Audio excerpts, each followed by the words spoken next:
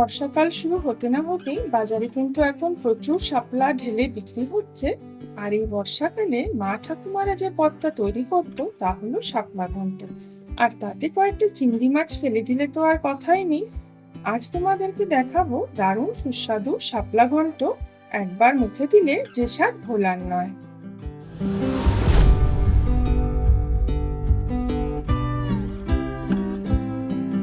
আজ বাজারে দারুণ সুন্দর লাল শাপলা উঠেছিল। ফুলগুলো এত সুন্দর। শাপলাগুলো সমান মাপের কেটে আঁশ ছাড়িয়ে খুব ভালো করে ধুয়ে নেব।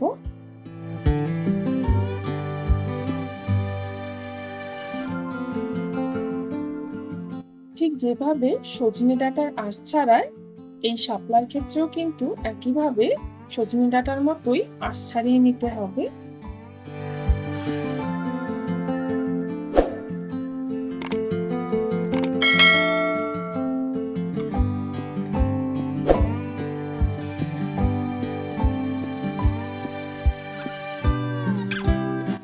এখানে কিছু চিংড়ি মাছ ধুয়ে বেছে রেখে দিয়েছি। সেগুলোকে নুন আর হলুদ দিয়ে ম্যারিনেট করে নেব।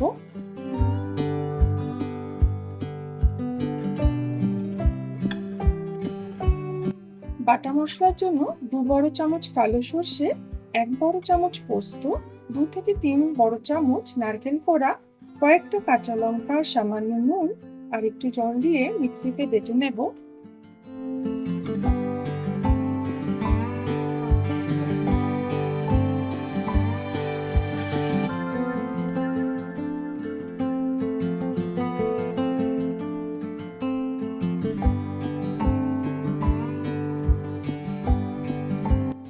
সর্ষেটা বাটা হয়ে গেলে এখানেই আমি দিয়ে দেব একটা মিডিয়াম সাইজের পেঁয়াজ কুচি আর বেশ খানিকটা রসুন।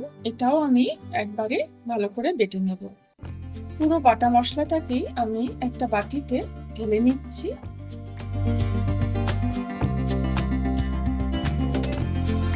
কড়াই গরম হয়ে গিয়েছে, দিয়ে দিচ্ছি পরিমাণ মতো সর্ষের তেল। আর এতে প্রথমে চিংড়িটাকে খুব হালকা করে সাঁতলে ভেজে নেব।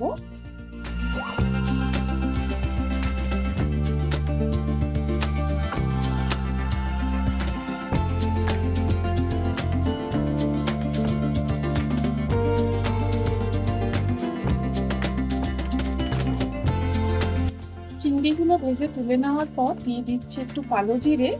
আর এবার শাপলাগুলোকে ছেড়ে দিচ্ছি।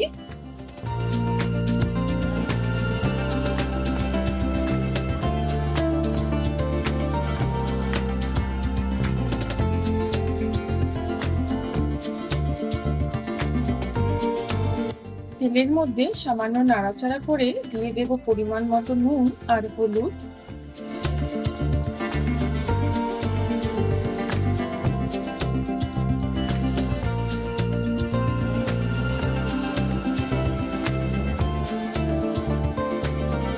তিন থেকে 4 মিনিটের জন্য ঢেকে দেব।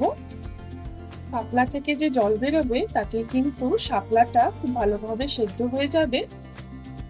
শাপলাটা যেহেতু একদম কচি ছিল তাই রান্না করতে কিন্তু একদম বেশি টাইম লাগবে না। আর দেখো শাপলার পুরো জলটা শুকিয়ে গেছে। এবারে সর্ষে, পোস্ত, নারকেল বাটার মিশ্রণটা আমি এতে দিয়ে দিচ্ছি। খুব ভালোভাবে নাড়াচাড়া করে নেব।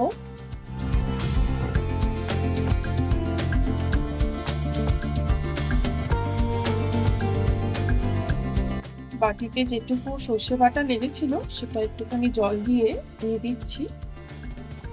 এতে কিন্তু আমি আলাদা করে কোনো জল দিলাম না। শাপলা থেকে যেটুকু জল বেরিয়েছিল তাতেই কিন্তু শাপলাটা রান্না হয়ে যাবে। শাপলার জলটা পুরোটাই শুকিয়ে গিয়েছে। এবার কিন্তু ভেজে রাখা চিংড়ি মাছগুলোকে দিয়ে দিচ্ছি। ততক্ষণ নাড়তে থাকবো যতক্ষণ না শাপলার গা থেকে তেল ছেড়ে আসে।